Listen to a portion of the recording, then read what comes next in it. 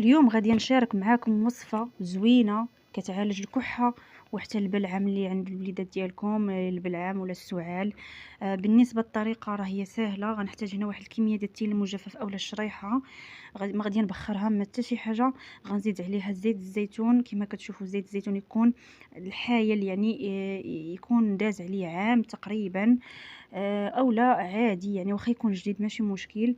غنحتاج هنا 2 كيسان تقريبا، شويه ديال الثومه، مثلا 5 د الفصوم ديال الثوم.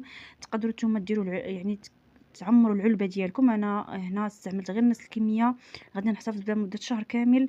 وغادي نبقى تشربوها على الريق، في الصباح وفي العشيه.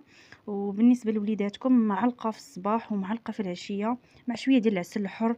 وغتشوفوا النتيجة إن شاء الله بأنها معجزة حقا ربانية لمعالجة الكحة. إلى اللقاء، إلى فيديو جديد إن شاء الله.